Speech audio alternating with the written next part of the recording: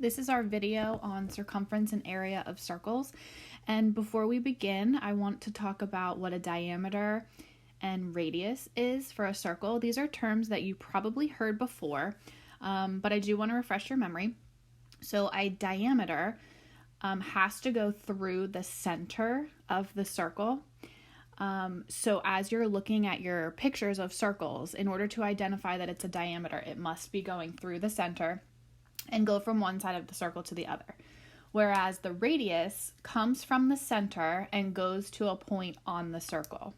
So for the two pictures that I have, the first picture shows your diameter and the second picture shows a radius. So you've also probably heard of the term circumference, and the circumference is the distance around the entire circle. You can kind of think of it like a perimeter for a circle, and we call that circumference. So there's two ways we can find the circumference. Both of these are equivalent. The first is to take pi times the diameter, or we can take 2 times pi times the radius. And the reason these are equivalent is because 2 radii in one circle will equal the diameter. So those are equivalent. We are going to keep our circumference in terms of pi. That means that we will have a pi symbol in our answers. This allows us to keep our answers exact. If we had our answers in approximate form, then we would use 3.14 for pi, and that's because it's approximate since we had to round pi to 3.14. So we are still going to keep our answers in exact form. So for the first problem, we are given the circumference, and we have to find the radius and the diameter. So we want to look at one of our two formulas, and it doesn't matter which one you use. So if I'm going to use the circumference is pi times the diameter, and I'm given the circumference, I'm going to replace c with 56 pi. And that's going to equal pi times the diameter. Now here's the cool little trick, is whatever number is in front of pi for your circumference, it has to be the diameter. So our diameter is 56. Now, in order to find the radius, we have to take the diameter and divide by 2. So 56 divided by 2 is 28. Now, in example number 2, we are given the radius, and we have to find diameter and circumference. So if I take the radius times 2, it will give me the diameter. So if I take 9 over 2 times 2, that becomes 9. So your diameter is 9. Now the circumference is to take the diameter and multiply it by pi. Well, our diameter is 9. So our circumference is going to be 9 pi. Now the next thing to look at is area of a circle.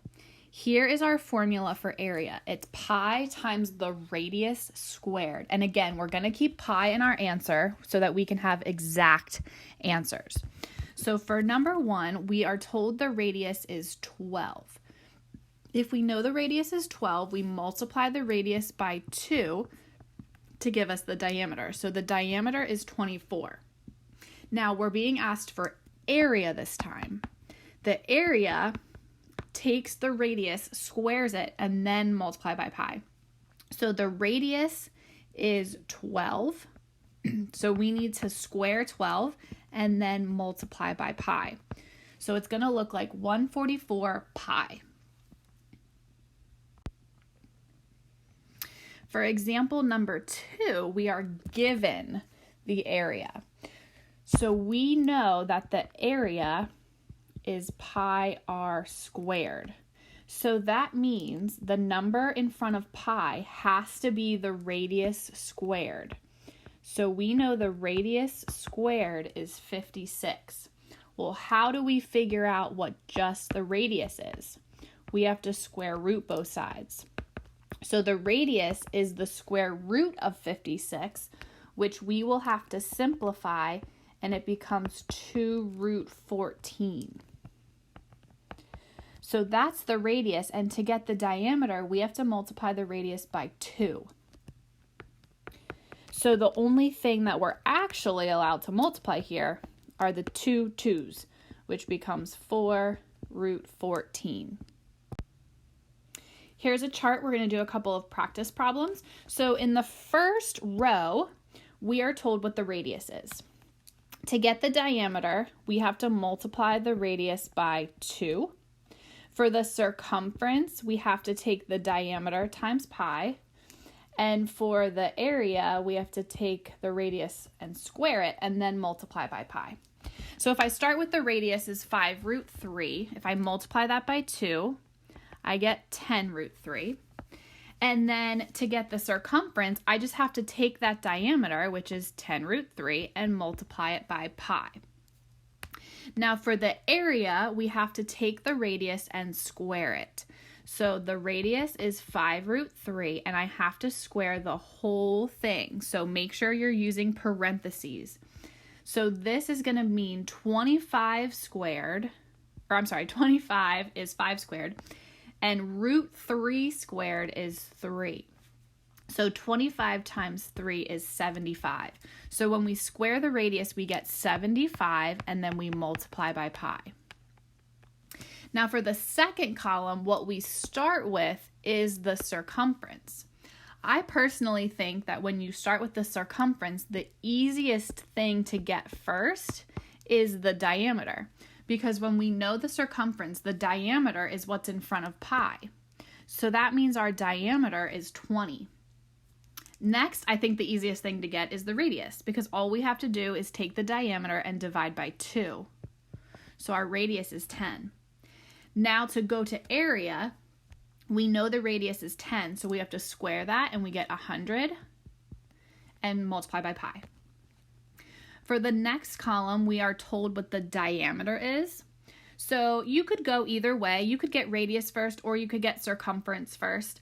Let's do circumference. All we have to do is multiply by pi.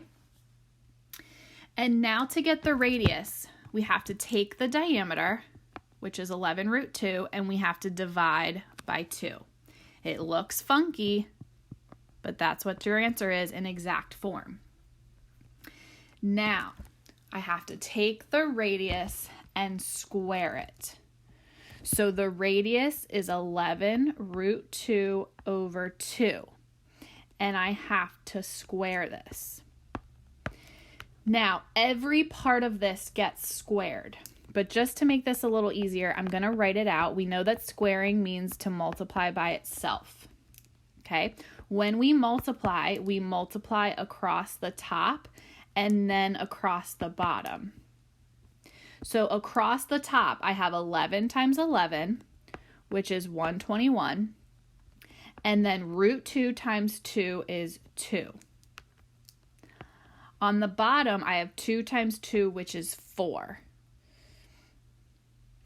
Now, when we multiply 121 times 2 and divide it by 4, it simplifies to 121 over 2, and we just can't forget the pi. Our next problem, we start with the area. So starting with the area, the easiest thing to get first is the radius. So remember, your area is the radius squared times pi. So that means that number in front of pi is your radius squared. So in order to get the radius alone, we have to square root. So the square root of 50 simplifies to 5 root 2. For diameter, we have to multiply that by 2. And then for circumference, we just have to put a pi with it. And then the last problem, we are given the circumference. So in my opinion, the easiest thing to get is the diameter, because the circumference is the diameter times pi. So that means our diameter is 26. Divide by 2, our radius is 13. And then to get area, we have to take our radius and square it, which is 169, and then we include pi.